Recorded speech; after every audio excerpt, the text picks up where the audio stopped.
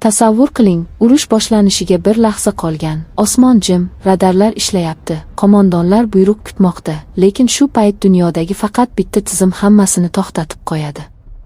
Hech qanday portlashsiz, hech qanday shovqinsiz, jang boshlanmasdan oldin urushni tugatadigan kuch ishga tushadi. Aynan shu lahzada tarix boshqa tomonga buriladi, chunki endi g'alaba raketani uchirishda emas, uni umuman uchirmaslikda. Bu tizim oddiy qurol emas.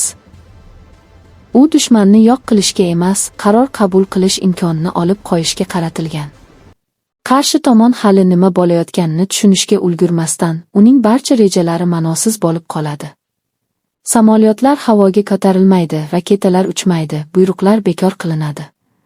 Chunki tizim ishlay boshlagan zahoti urushning ozi keraksizga aylanadi.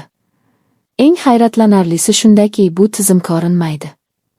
Uni osmonda ko'ra olmaysiz, yerda payqay olmaysiz. Hech qanday yorqin nur, tutun yoki portlash yo'q. Ammo ta'siri shu qadar kuchliki, hatto eng zamonaviy qurollarga ega davlatlar ham bir zumda ojiz bo'lib qoladi. Chunki bu texnologiya kuch bilan emas, aql bilan ishlaydi.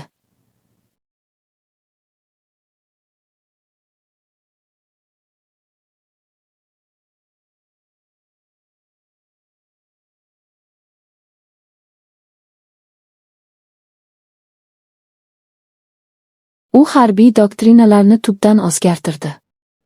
Avvallari urush deganda tezlik, quvvat va ommaviy zarba tushunilgan bo'lsa, endi jimlik, aniqlik va oldindan fikrlash birinchi o'ringa chiqdi. Bu tizim urushni maydonda emas, ongda yutadi. Dushman jang qilishga hojat qolmasligini anglagan zahoti, mag'lubiyat allaqachon sodir bo'lgan bo'ladi. Tasavvur qiling, raketa uchirilishi kerak bo'lgan lahza keladi. Barcha hisob-kitoblar tayyor, nishon aniqlangan, vaqt belgilangan. Lekin aynan shu paytda tizim faollashadi. Qarshi tomondagi barcha elektron tizimlar bir-biriga mos kelmay qoladi. Signal bor, lekin ma'no yo'q. Buyruq berilgan, lekin bajarilmaydi. Raketalar go'yoki mavjud, ammo ularni boshqarish imkonsiz. Bu texnologiya urib tushirmaydi. U to'xtatadi. Eng xavfli jihati ham shu.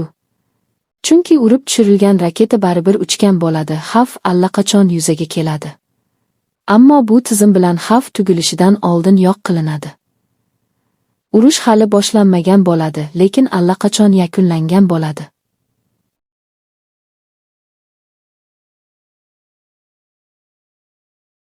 Shu sababli dunyo harbiy mutaxassislari bu tizim haqida ochiq gapirishdan qochadi. Chunki u muvozanatni buzadi. Agar bunday imkoniyat faqat bitta tomonda bo'lsa, qolgan barcha strategiyalar qadrsizlanadi. Eng qimmat samolyotlar, eng tezkor raketalar, eng kuchli flotlar ham foydasizga aylanadi. Chunki ular qaror qabul qila olmaydigan holatga tushib qoladi. Bu tizim urushni qonuniy jihatdan ham o'zgartirdi. Chunki u hujum qilmaydi, himoyalanmaydi, lekin natija beradi. Kimdir mag'lub bo'ladi, lekin zarba berilmaydi. Bu esa yangi savollarni tug'diradi.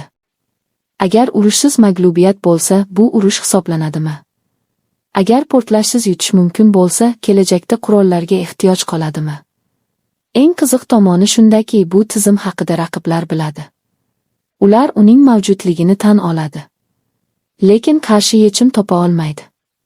Chunki bu texnologiya oddiy zaiflikka ega emas. Uni yo'q qilish uchun an'anaviy usullar ishlamaydi. U markazsiz, moslashuvchan va doimiy o'zgaruvchan. Qarshi tomon qanchalik harakat qilmasin, u doim bir qadam oldinda bo'ladi.